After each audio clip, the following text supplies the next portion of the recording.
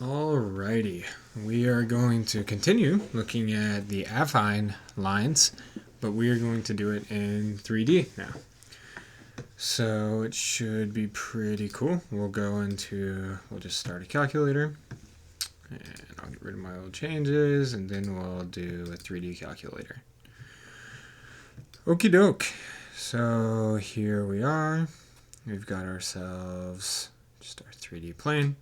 And let's go ahead and make two data points here.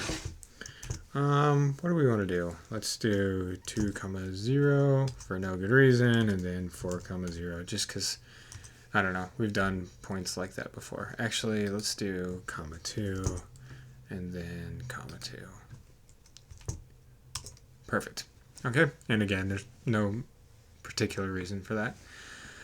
Okay, so what are we going to do? Let's go ahead and let's see here. Should we go ahead and make a curve? Let's do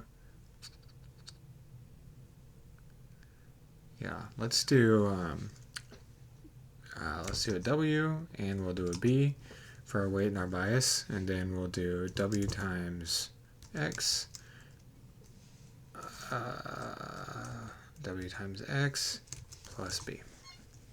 Okay, so right now our weight and our bias are not great. We can optimize this a little bit, try to get them to cross, something like that. It's getting pretty close. Okay, right. But what we're going to do in this video is we're going to make the error surface, right? So, and now we've got 3D. Why are we doing 3D? Because we have two variables. We have W and B. So now on our graph here, this, like what we normally think of as our X direction, that's going to be the W direction. And what we normally think of as our Y direction is going to be our B direction. Okay? So yeah, let's go ahead and make our first. Okay, and this is going to be similar to what we did in the last video. So we're going to have X as our W times the X of A plus, but in this case we'll do Y. Right, because Y is our bias, okay, and then minus the Y value of A, and then we're going to square it. Voila! So we have ourselves the squared error surface corresponding to point A. Alrighty, so let's go ahead and let's make another one of these. Okay, we're going to copy all of that, and we're going to do the same for point B. And I don't know why it doesn't like when I do that. So I'll try again. Alright, let's come over here. Let's grab all this stuff. Okay, I think I got it all this time. I'll paste it on in. Okay. And instead of data point A, we will use data point B. Okie doke. So now we have our two error surfaces, right? So let's go ahead and just let's let's add them together. Okay, so we have A x comma y plus C x comma y, and now I'll hide the other ones. I'll hide that y equals x, and here is our new error surface. Looky there, it's pretty cool.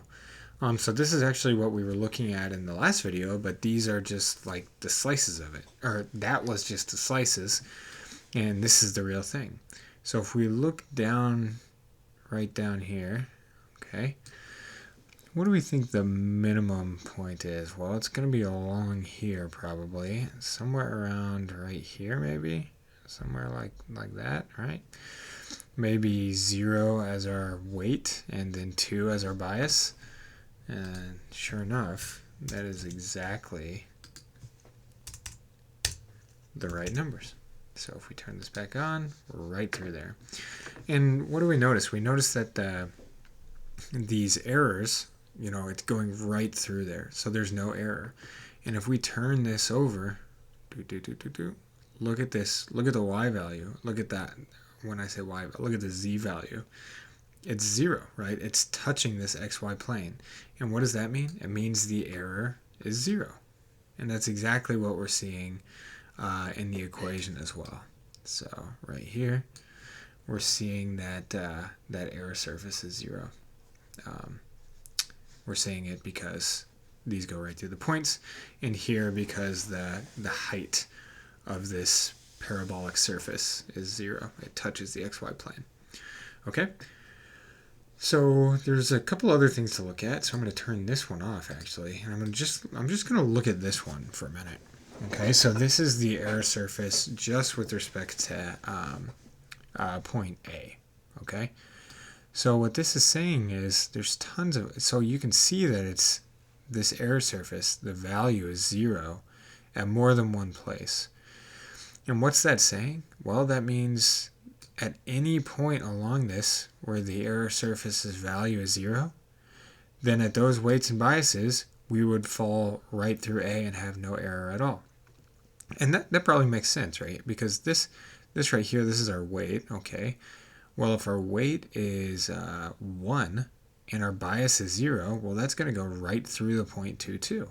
Okay, well, that makes sense. What about this point? Okay, well, this point's weight is 0 and its bias is 2. Well, that's going to be this line going right through here. So it makes perfect sense. So that's what this is doing. Works great. Okay. There's a couple other things to notice. And, you know, you could notice this from the last video as well. So every slice you do vertically, those parabolas are all going to be the exact same. And every slice you do horizontally, all of those parabolas are going to be the exact same, right? And not only that, but if I turn on the point for B, right? So you'll see these X slices. These are different, but the Y slices, it's a little hard to see, but those are the exact same. This Y slice, it goes about, what, 2.5? Well, I guess since these are increments of 2, it goes about 4, it goes about 6. So now if I look at this one, sure enough, that goes about 6. Well, why is that? Okay, well, let's think about it. So this is the weight, and this is the bias. And remember what we said, is when we vary the bias, we get the same behavior that we got from the cat weights, like our original problem, is that when we move the bias, it doesn't matter how far over we are. When we move the bias, it treats both points as the same, right? So if we're moving bias up or down, right, no matter how much we move it up or down, it's going to have the same behavior for the A or the B. But that's different with the weight, because B is twice as far over, so it's going to have twice the curvature, right? And you'll see that's why B's, which is pink, is twice as narrow as A's. Okay, so that's just a couple of thoughts. Oh, and then I guess I should say, you know, these, even though they don't look like it, those are technically parabolic surfaces, right? I guess I probably shouldn't get into the technicalities, or maybe because I don't even know. But basically what's happening is these can be made by just squares, right? And so now when we add them together, we get something else that's just squares, right? So this is also a parabolic surface, okay? So, yep, I think that's about all we wanted to talk about in this one, and I hope you enjoyed.